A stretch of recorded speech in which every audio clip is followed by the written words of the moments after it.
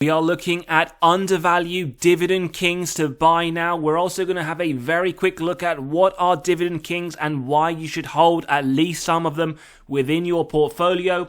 And what we're going to do today is take a look at a dividend king specific ETF for those that like to have coverage over a few stocks rather than pick individuals.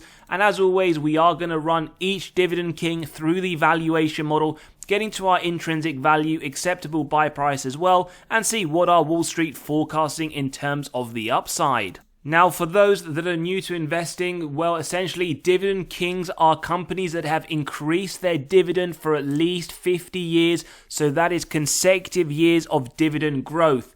Now, one thing to note as an investor, as you can see here, over the last 50 years, the market experiences 10 crashes within this period. Now, something fascinating to note is that every single dividend king has survived these market downturns while also paying out those dividends every single year. So we're not talking about companies that have just paid dividends for the last few years. We're talking about very strong companies.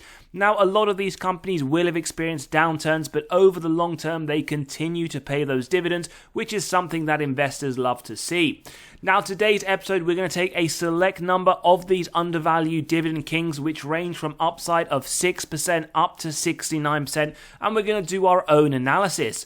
So with the first one we're looking at today, it is Stanley Black & Decker, ticker symbol SWK, up 26% over the last 12 months, and we can see it is in the mid to upper end of the 52-week range, with a yield of 3.47% and a forward PE of just under 23.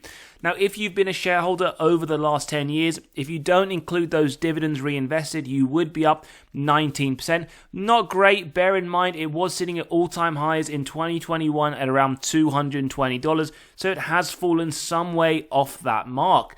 Now, in terms of dividend safety, well, a score of 80, it does look to be safe. Market cap 14 billion. It is a large cap company.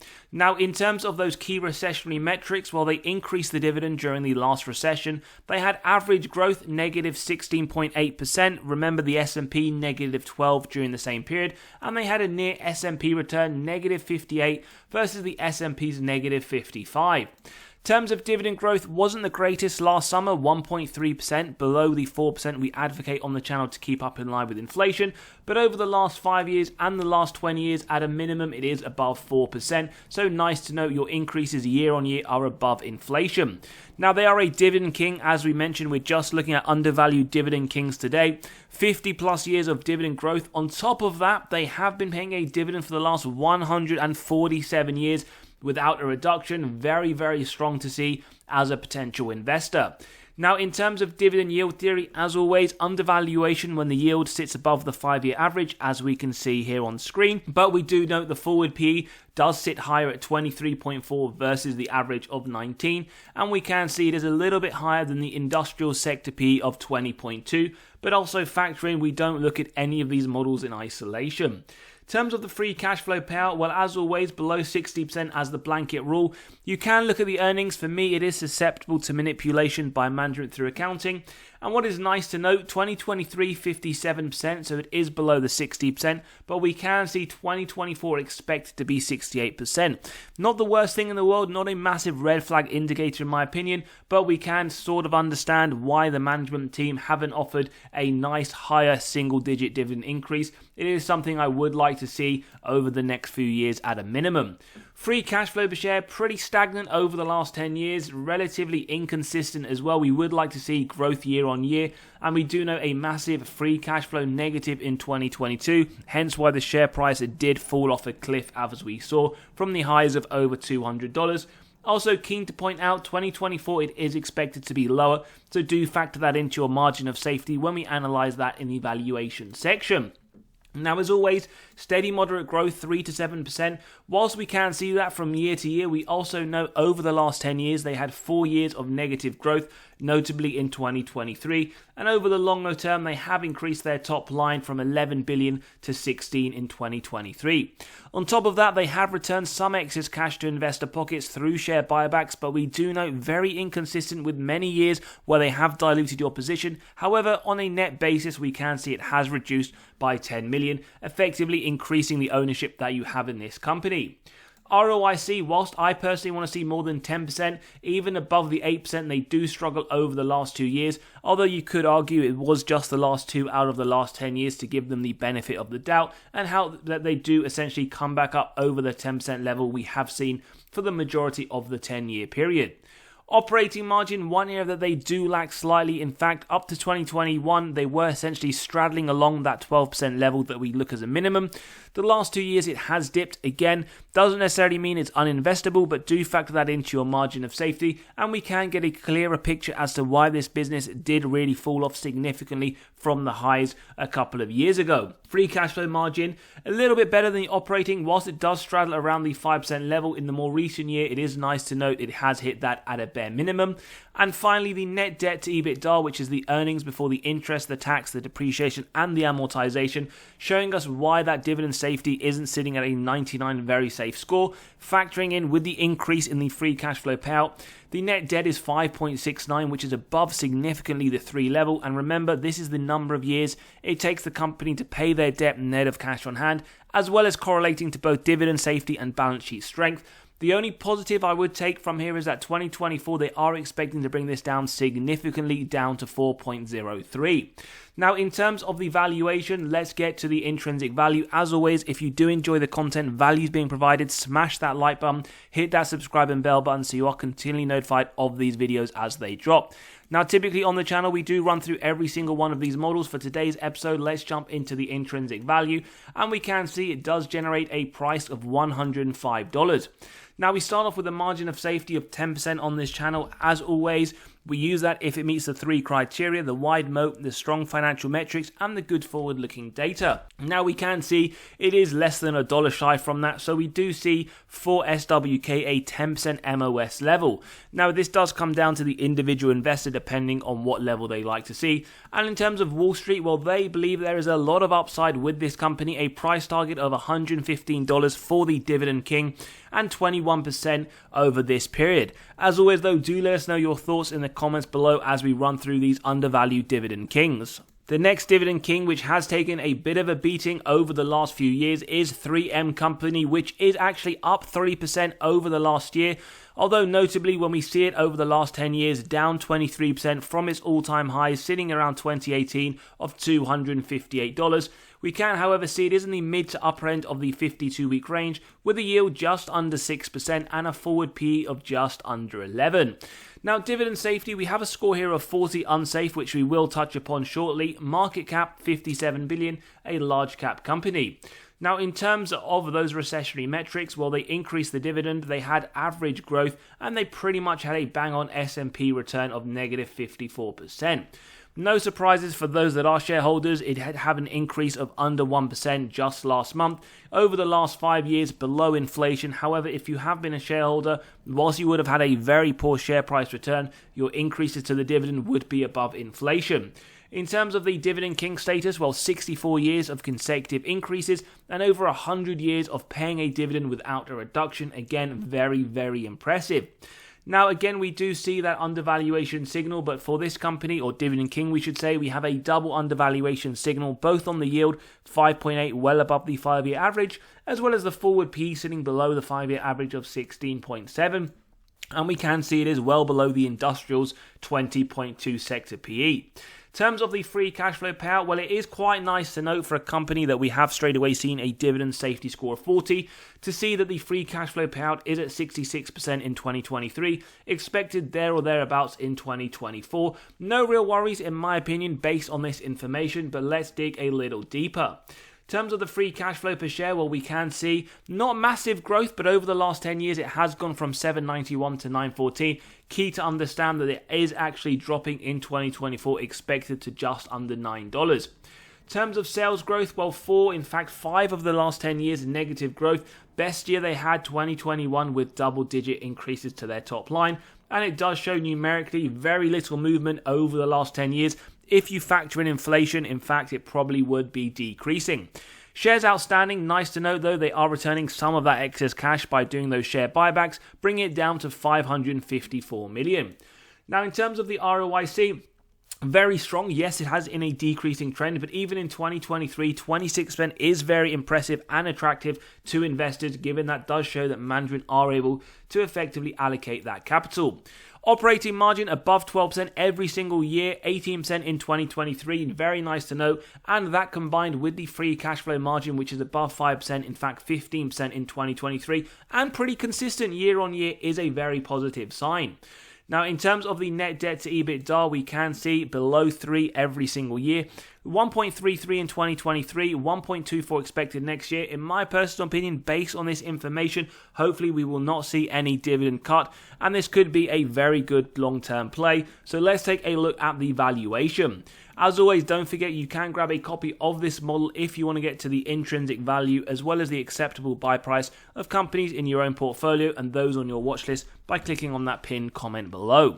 So a 10% margin of safety, we see it again under $1 from the current price, so we see similar to SWK a 10% MOS level.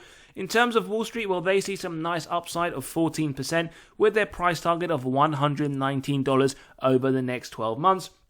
Bear in mind, you are also locking in a very attractive yield. And as always, let us know your thoughts. We will be looking to do a deeper dive into 3M at some point, given the fact that they are spinning off one of their divisions. The next undervalued dividend king that we are taking a look at is Beckton, Dickinson and Company. Now, they're pretty much flat over the last year. Over the llast 10 years, however, semi-decent performance, up 116%. They are trading to the mid to lower end of the 52-week range, with the smallest yield yet at 1.6% and a forward PE at 18.5. Dividend safety, well, very safe score, 91. Market cap, 70 billion. They are a large cap company. Those recessionary metrics, well, they increased the dividend. They had plus 1% recession sales and significantly outperformed the S&P with their negative 24% return. Not too bad, 4.4%, just keeping up in line with inflation, the same over the last 5 years, but looking much nicer over the last 20 if you have been a holder, with double-digit increases. Again, a dividend king, in fact, a more recent dividend king with 51 years of consecutive increases. Now, when we take a look at that dividend yield theory, we do sense that double sign of undervaluation, both on the yield and the forward PE of 18.3, although it isn't too far off the sector PE comparison of 17.7 for the healthcare industry. Now, in terms of the payout ratio, what we can see here, below 60% for the majority of companies, and that is exactly what we see bar 2022, and in fact it is decreasing, expected around 31%, so preferably we would like to see their next dividend increase at a double digit, similar to what it has been on average over the last 20 years. Free cash flow, well, we do see growth, but again, similar to the other dividend kings, a lot of inconsistency. Nice to note a lot of growth anticipated in 2024 to $12.30. In terms of the sales growth, well, double digit nearly every single year. We do note 3 negative years, and 2023 probably not the best year for this company. But when we look at it from a general overview, we can see they have increased their top line by more than double, from under 9 billion to just under 20 in 2023. Now, surprisingly, unlike the other two dividend kings, they have increased the share count over the last 10 years, so your position would have been diluted as a shareholder. ROIC, not the greatest. In fact, only twice do we see a 10% level or more. It is pretty consistent at 6%. So again, either affect this into your margin of safety, or it may be one that you do not want to sit in due to the ROIC. Again, it will be dependent on individual investors and their metrics per se. Now, operating margin, we can see here, whilst it has been decreasing over the last 10 years, over the last 3 years, still solid at 14 to 15%, and no real worries with the free cash flow margin either, well above the 5% at 11 in 2023. In terms of the net debt to EBITDA, we can see below 3 for this sector, 2.21 in 2023. Yes, it is expected to grow in 2024, but no real worries. It isn't significantly above the 3, so no red flag indicators from Beckton, Dickinson and Company. Now, in terms of the valuation, again, this is very important. There is a lot of nice upside with this company, as we're about to find out. Intrinsic value at $278. Again, 10% margin of safety, we see it a buy up to $250. At 15%, not quite there yet. So for BDX, between 10 to 15%. In terms of Wall Street and their forecast over this period, well, they believe 22%, so very nice. They have a nice round target of $300 over the next 12 months, so they do see this as a strong buy now. And let us know if this is a company that has been on your radar or one that you have been adding to over the last few months. The next undervalued dividend king that we arrive at is Target Corporation, up just under 10% over the last year. Over the last 10 years, up 185%, but we do note its all-time highs a few years ago of $261. They are pretty much at a 52-week high. We do see the yield of 2.55%, and we note the forward PE just over 18. Now, in terms of dividend safety, at 80 score, no worries there. It does look to be safe. Market cap, 80 billion. And when we take a look at those key recessionary metrics, well, they increased the dividend during the last recession. Average growth, or in fact above average, at essentially flat negative 0.8%, but they did slightly trail the S&P with their negative 61% return. Dividend growth pretty poor, in fact, similar to the majority of these dividend kings over the last year. As we can see, they have struggled both on the dividend increases as well as the share price return. Double digits over the last 5 years, double digits over the last 20 years. Nice to note they have had this theme of increasing those dividends very attractively, and we can see, similar to the previous company, they are a recent dividend king. In terms of dividend yield theory, well, we can see here, in fact, we are seeing a sign of reasonable valuation, both on the yield as well as the forward PE, as they are pretty much not too far off the 5-year average, and we also note they're not too far off the essential consumer staples sector PE. Now, when we take a look at the free cash flow payout, we note 2024 at 53%. The previous year, given they were negative free cash flow, as we're about to find out, was negative 121. Other than that, over the last 10 years, for consumer retails at below 40%, they haven't been too far off that very consistently. 2025 expected 51%. Now, in terms of the free cash flow per share, we can see it has essentially doubled over the last 10 years. But again, not very consistent, and we note 2025 they are expecting an increase to 856. In terms of the sales growth, well, 3 to 7%, pretty much nearly every year, but we can see 2 years where they had negative growth, notably in the more recent year. Nonetheless, it is still increasing from 2015, from 73 billion to 107. Shares outstanding, very nice. They do a lot of share buybacks, as we can see, and even though it is inconsistent, it is at a very nice rate. So that, remember, that does increase your ownership in the company. ROIC, no worries in my opinion. Whilst you can extend this to 17% for consumer staples, they did in fact manage that in 2024 and the majority of the last 10 years. Operating margin, now this is one that for consumer staples as a whole, they do tend to struggle. We are looking at 10% or more, but we can see even in the more recent year, 5%, this isn't something that is one of their better metrics. So again, factor that into your investment thesis as well as your margin of safety. Free cash flow margin, again, not too far off, straddling it every single year, 4% in 2024.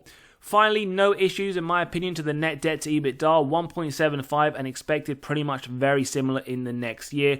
So dividend safety does look to be very healthy, as well as the balance sheet strength. Now, in terms of the valuation, let's get to the figure here, and we can see the intrinsic value at $203, with the current trading price around $175. So a 10% margin of safety at buy up to 182. 15%, not too far off, so I would say near enough a 15% MOS level for Target Corporation. In terms of Wall Street, well, their price target is $192. They do see double-digit upside of 10%, although this is one of the lower upsides out of these 4 undervalued dividend kings. As always, though, do let us know your thoughts in the comments below, and if you are enjoying this episode, smash that like button, hit that subscribe and bell button so you are continually notified of these videos as they drop. As we mentioned, there may be a lot of investors who don't want to invest in individual companies, whether it's dividend kings, dividend aristocrats. For those that want exposure to dividend kings, well, we have an ETF for you called KNGS. It is essentially the only, as we can see here, ETF to invest in dividend monarchs in an elite group of over 30 companies with 50 plus years of increasing dividends. So we can see they are big chip leaders, and we're going to run through those companies. Now, one thing we would say about this ETF, it does have a little bit of a pricey expense ratio at 0.35%, which is essentially the management fee that is charged. So something just to bear in mind, and they do have 40 holdings. Now, in terms of those holdings, well, their top 10 are essentially 3M coming in at 5.24%. We have Black Hills Corporation at 4.48%, and AbbVie, which is a very strong company, at 4.04%. As always, though, do let us know your thoughts below, whether or not you do prefer to invest in individual companies, whether or not, in fact, you like us at the end of these episodes to run through some ETFs at a very high level. For those that like that, let us know and we will continue. And as always, enjoy the video, smash the like button. We will see you all on the next episode, and for now, take care.